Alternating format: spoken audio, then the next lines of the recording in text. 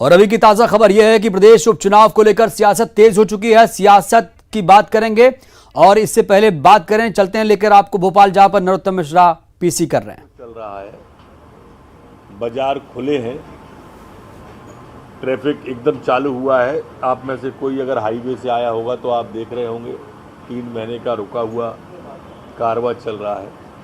पूरे देश के अंदर कोरोना के केस बढ़ रहे हैं, मध्य प्रदेश में घट रहे हैं। बस यही प्रार्थना आपसे है कि प्रदेश की चिंता जैसी आप सबने, मैं आप सबका भी आभार व्यक्त करता हूँ। आपदा और विपत्ति के समय आप सबने की, वैसे ही हमारी तस्वीर भी देश के अंदर एक विजेता की जाए। हमारे अधिकारियों ने, हमारे कर्मचारियों ने, हमारी पुलिस ने, स्वास्थ्य के सभी अधिकारी कर्मचारी, पुलिस के सभी अधिकारी कर्मचारियों ने सच में बड़ी मेहनत की है, ताबड़तोड़ मेहनत की है, जी जान से मेहनत की है। हम सब जब कमरे के अंदर रहते थे तब पुलिस का जवान सड़क पर खड़ा रहता था। उस सर्दी फरवरी मार्च के महीने में भी वो सड़क पर खड़ा था, वो मई के महीने में, जून के महीने में भी एप्रिन पहने हुए, किट पहने हुए, 42 टेम्परेचर भी सड़क पर खड़ा था। कोरोना पे जब हम मास्क लगाए बैठे हैं, हम तौलिया लगाए बैठे हैं, अलग अलग प्रकार के हम मास्क पहने हुए हैं, तब वो अस्पताल के अंदर उस कोरोना पीड़ित का इलाज कर रही है हमारी बहन, नर्स, डॉक्टर, सिस्टर। तो ये सब ने वास्तव में मेहनत की है, इसलिए इन सब के पक्ष में आपका कुछ न कुछ आए, ये मेरी प्रार्थना है। दूसरा विषय मेरा, मजदूर अब लगभग नगण्य हो गए हैं। दिन भर में 100 मजदूर आ पाए। जहाँ 50,000 और 1 लाख का कांटा टच कर रहा था, वह अब लगभग 100 के लगभग है। और इतने मेरे ख्याल से अब काम पर भी अनलॉकडाउन बन के बाद जाने लगे। कल हमारी पुरानी रुकी हुई ट्रेन जम्मू कश्मीर से एक आ गई है, जो रुकी हुई थी छतरपुर ओरछा तरफ, लगभग पूर्णता की ओर है। जहाँ तक गेहूं की खरीद का मामला है, 1,26,50,000 मैट्रिक टन, 126,50,000 मैट्रिक टन 15,67,000 किसानों से खरीदा जा चुका है। अकेले कल ही 2,168 किसानों से खरीदा है। कुल अभी तक 19,000 करोड़ रुपया 13,72,000 किसानों के खाते में डाला है। अब मैं पुनः आपका ध्यान आकर्षित करना चाहूँगा कि निसर्ग की कोई आहट नहीं थी।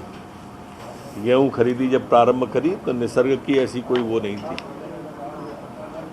पर निसर्ग आया, तौल चल रही थी और पानी बरसेगा तो गेहूं तो भीजेगा। लेकिन जिनने चिंता नहीं की, उनको लगा कि कोई मौका है। उन्हें बताना चाहता हूं कि 17,000 मैट्रिक टन अनाज कुल भीगा है, जो कुल खरीद का 1.5% भी नहीं है, 1.3% भी नहीं है।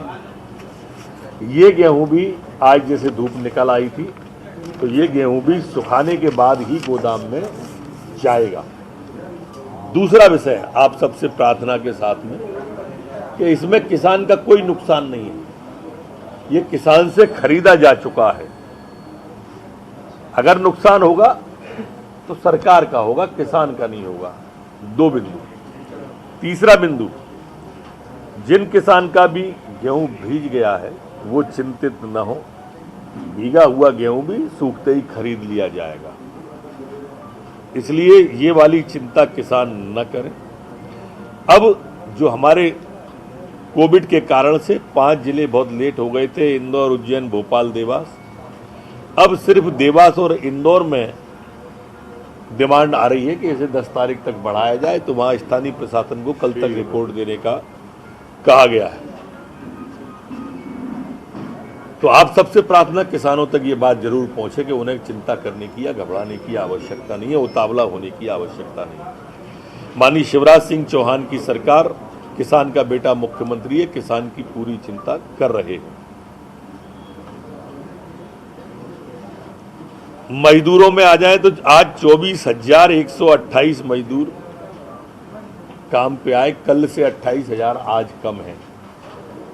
ये जो निसर्ग के कारण से, बारिश के कारण से आज हमारे 28,000 मजदूर कम आए हैं। हमारे सम्मानित मजदूर भाइयों की स्किल मैपिंग का काम लगभग अब पूरा हो गया है और इनमें से जो आए थे बाहर के प्रवासी मजदूर, उनमें से 6,57,000 ऐसे निकले हैं जो किसी न किसी स्किल विधा में ट्रेंड है, तो इनको उस विधा की ओर आगे बढ़ाया जाएगा। 1,01,748 करोड़ का इनको पेमेंट हो चुका है। 1,555 करोड़ रुपए पंचायतों में डाले जा चुके हैं। ये मैं अंक के रोज इसलिए बोलता हूं कि वो लोग सुन लें जो खजाना खाली मिला, खजाना खाली मिला, खजाना खाली मिला और लूट मचाए हुए थे, वो लोग सुन लें कि अगर नीयत साफ हो तो बरकत होती है, नीयत साफ हो तो मंजिल भी आसान होती है। देखो कैसे पैसा आ रहा है और गरीब के खाते में, किसान के खाते में, मजदूर के खाते में जा रहा है। आपको मालूम था चने में तिवड़े के कारण से खरीद रोकी गई थी, अब तिवड़ा लगा चना भी खरीदा जा रहा है। 4,04,000 मैट्रिक टन चना अभी तक खरीदा जा चुका है। इसमें 5 लाख पंजीकृत किसान हैं। किसानों जो पंजीकृत हैं उनमें से पंजीकृत 5 लाख किसानों में से 2,21,000 से खरीदा जा चुका है। सर ये गेहूं आमंत्रित हैं आपके सवाल। ये गेहूं खरीदी में जो आप कह रहे हैं कि भीगा गेहूं भी खरीदेंगे, तो क्या डेट बढ़ा रहे हैं आप गेहूं खरीदी की, मौका एक बार फिर से देंगे? मैंने कहा कि 2 जिलों से डिमांड आई है कि हमें 10 तक बढ़ा दिया जाए। अब ध्यान कहीं एक तो और रहता है आपका, बढ़ा दिया गया है, आप विचार करेंगे? मैंने हम उसी समय मुख्यमंत्री जी ने कलेक्टरों को कहा है कि कल तक उसकी रिपोर्ट दें। सर सबसे ज्यादा मैंने दिले भी बोले, बता पूछो उनसे, सर कभी तो यहाँ रहा सर। सर सबसे ज्यादा नुकसान कहाँ पे हुआ है और मौसम विभाग अलर्ट कर रहा था पहले से, तो तैयारी क्यों नहीं की? नहीं, किसने कहा तैयारी नहीं की? तैयारी की तभी तो इतना गेहूं खरीद रहे हैं। ये खरीदता हुआ गेहूं ही भीगा है। मैंने बताया ना, ये खरीदाता हुआ गेहूं ही भीगा है। हमारा जो तैयारी थी उसमें से 94% गोदामों में पहुंच गया है खरीदे हुए गेहूं का, और एक दाना भी नहीं भीजा है। अगला सवाल सर किसानों से जुड़ा है। दिग्विजय सिंह कह रहे हैं कि दूसरी कर्ज माफी को माफ किया जाए और कमलनाथ जी कह रहे हैं तीसरी, तो क्या सामंजस्य नहीं है? अब तो जग जाहिर हो गया है कि सामंजस्य नहीं है दिग्विजय सिंह जी और कमलनाथ जी में, क्योंकि आदरणीय कमलनाथ जी के ही मैंने सुना था, उन्होंने कहा था कि इनने धोखे में रखा मुझे। तो आपने सुना नरोत्तम मिश्रा को। जो गेहूं भीगा है, जो अनाज भीगा है, वो किसानों का नहीं, खरीदा हुआ गेहूं था, सरकार का नुकसान हुआ है। और जो भी किसानों का गेहूं भीगा है उसे सुखाकर फिर से सरकार उसे खरीद लेगी, तो चिंता करने की जरूरत नहीं। अब बात करेंगे उपचुनाव की, जिसको लेकर सियासत तेज हो चुकी है। सियासत के दौर में कोरोना की नेताओं को शायद फिक्र नहीं। 3 तस्वीरें आपको दिखाते हैं, इंदौर, भोपाल और सीहोर की, जहां सोशल डिस्टेंसिंग की खुलेआम धज्जियां उड़ाई गईं। नेता चुनाव के चक्कर में कोरोना को भूल गए, उनमें कोरोना का खौफ नहीं रहा। इंदौर बीजेपी ऑफिस में 500 कार्यकर्ताओं की बैठक हुई। यह बैठक सांवेर उपचुनाव को लेकर बुलाई गई थी, जिसमें सांसद, मंत्री, विधायक तक शामिल हुए। वहीं दूसरी तस्वीर आप देख रहे हैं भोपाल की, जहां पर ग्वालियर के बीजेपी नेता बालेंदु शुक्ल कांग्रेस में शामिल हुए। इस दौरान किसी ने भी सोशल डिस्टेंसिंग का ख्याल नहीं रखा। वहीं तीसरी तस्वीर सीहोर की है, जहां कांग्रेस नेता दिग्विजय सिंह पहुंचे हुए थे। भीगते अनाज को लेकर मंडियों का दौरा कर रहे थे। इस दौरान उनके साथ भीड़ नजर आई और यहां भी सोशल डिस्टेंसिंग की धज्जियां उड़ाई गई। तो 3 तस्वीरें आप देख पा रहे हैं इंदौर में किस तरीके से बीजेपी ने सोशल डिस्टेंसिंग की धज्जियां उड़ाई। दूसरी तस्वीर आप भोपाल की देख रहे हैं, जहां पर बालेंदु शुक्ला आज कांग्रेस में पहुंच चुके हैं। यहां भी सोशल डिस्टेंसिंग की धज्जियां उड़ाई गई। कोरोना के सबसे ज्यादा हॉटस्पॉट क्षेत्र इंदौर में सरकार के मंत्री, सांसद, विधायक और कार्यकर्ताओं ने जमकर सोशल डिस्टेंसिंग की धज्जियां उड़ाई। मंत्री, सांसद, विधायक के सामने कोरोना पर बने नियमों को तार-तार किया गया। इंदौर में बीजेपी ने सांवेर सीट के लिए पार्टी कार्यकर्ताओं की बैठक बुलाई, जिसमें मंत्री तुलसी सिलावट, सांसद शंकर लालवानी, विधायक रमेश मेंदोला, आकाश विजयवर्गीय, उषा ठाकुर, महापौर मालिनी गौड़ के साथ भारी संख्या में कार्यकर्ता पहुंचे थे। बड़ी संख्या में कार्यकर्ता मास्क पहने नजर नहीं आए और वे सभी एक दूसरे के करीब बैठे थे। सवाल यह उठता है कि क्या चुनाव की तैयारी में कोरोना के संक्रमण को सरकार के मंत्री, सांसद, विधायक भूल गए? आम आदमी पर कार्रवाई करने वाली क्या इंदौर पुलिस बीजेपी की बैठक के खिलाफ कोई कार्रवाई करेगी?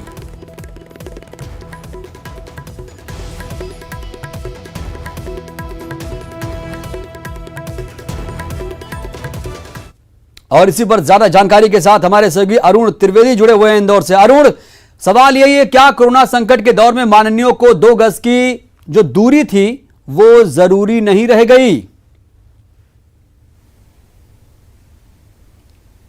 बिल्कुल, देखिए इंदौर कोरोना का हॉटस्पॉट बना हुआ है। 3,500 से ज्यादा मरीज यहाँ पर पॉजिटिव हैं और 150 से ज्यादा मरीजों की यहाँ पर मौत हो चुकी है। इंदौर को रेड जोन में रखा गया है। काफ़ी एहतियात बरतने के निर्देश यहाँ पर दिए गए हैं। साथ ही जो सोशल डिस्टेंसिंग है उसका कड़ाई से पालन करने की बात भी कही गई है। लेकिन आप देख सकते हैं माननीयों के लिए सोशल डिस्टेंसिंग जरूरी नहीं है। आप देख सकते हैं कि जो विधायक हैं, सांसद हैं, मंत्री हैं, सब यहाँ पर मौजूद है, यानी पूरी सरकार मौजूद है, लेकिन सोशल डिस्टेंसिंग कहीं पर भी दिखाई नहीं दे रही। ना ही मंच पर कुछ नेता मास्क लगाए हैं और कई कार्यकर्ता हैं वो भी मास्क नहीं लगाए हुए हैं। आखिरकार ये लोग क्या करना चाहते हैं? इंदौर में लगातार संक्रमण बढ़ता जा रहा है, रेड जोन में है, मरीज बढ़ रहे हैं। ऐसे में ज्यादा एहतियात बरतना चाहिए। लेकिन सांवेर चुनाव की मीटिंग में इस तरह से सोशल डिस्टेंसिंग की धज्जियां उड़ाई गई और माननीय ने जब ये धज्जियां उड़ाई तो आम आदमी उसको भी देखकर उसका अनुसरण करता है। तो ऐसे में आम आदमी भी इसी तरह नियमों का पालन नहीं करेंगे और कोरोना का संक्रमण फैलेगा। एक तरह से अरुण, जो इंदौर पुलिस है वो आम लोगों पर तो कार्रवाई करती है, लेकिन क्या लगता है आपको जो बीजेपी के नेता हैं, क्या पुलिस इन पर कोई कार्रवाई करेगी? दिख रहा है, ऐसा लग रहा है। बिल्कुल, देखिए संयम है कुतवाल तो डर काहे का। जब खुद की सरकार है, मंत्री जी खुद मीटिंग में बैठे हुए हैं, सांसद खुद वहां मौजूद हैं, विधायक मौजूद हैं, तो ऐसे में पुलिस किस पर कार्रवाई करे और कैसे कार्रवाई करे? बिल्कुल, ये बड़ा सवाल है कि पुलिस आखिर कैसे हिम्मत दिखाए कार्रवाई करने की। बहुत बहुत शुक्रिया आपका अरुण जानकारी देने के लिए। मध्य प्रदेश में 24 घंटे में 102 नए कोरोना के मरीज सामने आए हैं। भोपाल की बात करूं तो भोपाल में 45, नीमच में 38, छतरपुर में 5 मरीज मिले। प्रदेश में कोरोना मरीजों की संख्या इस तरह से 9,000 के पार पहुंच चुकी है। प्रदेश में अब तक कोरोना से 382 की मौत हुई है। तो आपको बता दें, कोरोना अपडेट बता रहा हूं आपको मध्य प्रदेश से, जहां पर 24 घंटे में 102 नए कोरोना के मरीज सामने आए हैं और इस तरह से प्रदेश में अब तक कोरोना से 382 लोगों की जान जा चुकी है और जो कोरोना मरीजों की संख्या है वो 9,000 के पार पहुंच चुकी है। छतरपुर में 5 मरीज मिले, नीमच में 38 और राजधानी भोपाल में भी हालत खराब होती जा रही है। हालात खराब होते जा रहे हैं क्योंकि यहां पर भी 24 घंटे में 45 मरीज मिले हैं।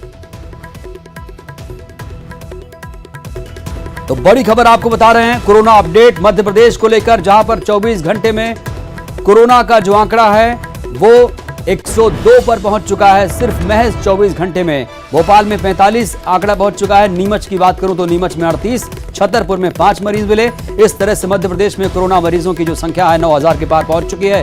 हालांकि रिकवरी रेट अगर मध्य प्रदेश के संदर्भ में बात करूं तो वो करीब 61% है, सरकार ये दावा करती है। और प्रदेश में अब तक कोरोना से 382 लोगों की जान जा चुकी है। वक्त एक छोटे से ब्रेक। 15 जून को भक्त और भगवान के बीच खड़े कोरोना काल का श्री महाकाल खात्मा करने जा रहे हैं। 22 मार्च से बंद श्री महाकाल मंदिर को 15 जून से भक्तों के लिए खोला जा रहा है। भक्तों को अपने आराध्य का दर्शन करने के लिए कुछ नियमों का भी पालन करना जरूरी है।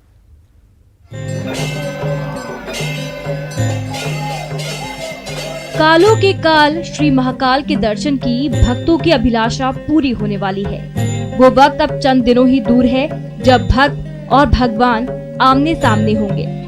भक्त और भगवान के पिछले 2 महीने से ज्यादा की दूरी अब 15 जून की शुभ घड़ी को समाप्त होने वाली है।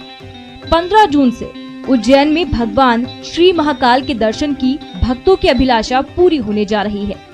15 जून 2020 की तारीख उज्जैन के इतिहास में भी दर्ज होने जा रही है, क्योंकि इस दिन से भक्त पहले जैसे आत्ममुग्ध होकर भगवान श्री महाकाल के दर्शन नहीं कर पाएंगे।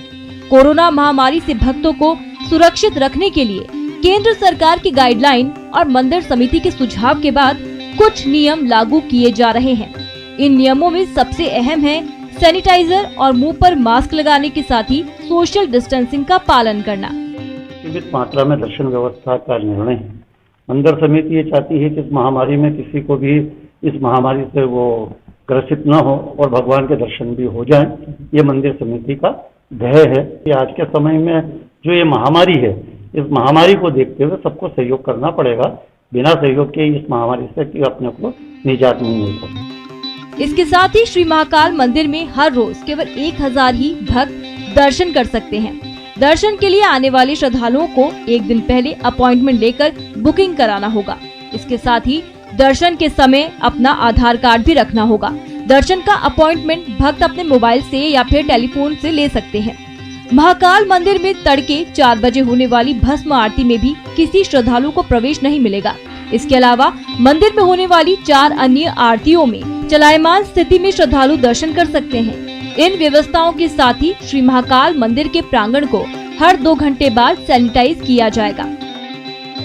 स्थिति को देखते हुए तो हम भस्म आरती में आम जनता का प्रवेश बंद ही रखेंगे। गर्भगृह में प्रवेश बंद रहेगा अभी, और जितने श्रद्धालु आएंगे उनको कोविड से जुड़े हुए जो सुरक्षा के हमारे उपाय होते हैं, जैसे हैंड सैनिटाइजेशन करना है, पैर उनके धुलवाने हैं, सब लोगों को मास्क पहनकर आना है, उनके टेम्परेचर का हम लोग स्क्रीनिंग करेंगे। हर 2 घंटे 3 घंटे बाद में मंदिर के प्रांगण को हम लोग सैनिटाइज करेंगे। ये बहुत आवश्यक होता है हम लोगों के लिए, क्योंकि लगभग 2.5 महीने बाद मंदिर ओपन होगा, तो बड़ी संख्या में श्रद्धालुओं के आने की संभावना रहेगी। ऐसे में जो सरकार के निर्देश है सोशल डिस्टेंसिंग का पालन करना, उसके लिए हम लोग अपनी प्लानिंग कर रहे हैं। कोरोना महामारी के चलते भगवान से ज्यादा दायित्व भक्तों का है, क्योंकि भगवान तो विराजमान हैं, लेकिन भक्त चलायमान। इसके साथ ही आप सुरक्षित तो जग सुरक्षित की भावना के चलते भी भक्तों को आदतें बदलनी पड़ेंगी। सुरक्षा में ही बचाव है, और जब तक संक्रमण का खतरा है तब तक श्रद्धालुओं को श्री महाकाल के दर्शन के दौरान इन नियमों का पालन करना लाजमी भी है। न्यूज़ 18 के लिए उज्जैन से संवाददाता आनंद निगम की रिपोर्ट। इधर केरल में हथिनी की हत्या को लेकर विवाद बढ़ता जा रहा है। उज्जैन में भी हथिनी की हत्या के विरोध में आज महावत अपने पालतू हाथी के साथ महाकाल मंदिर में दर्शन के लिए पहुंचा। महावत ने भगवान भोलेनाथ से प्रार्थना करते हुए कहा कि केरल में जिन लोगों ने हथिनी की हत्या की उनको सद्बुद्धि मिले।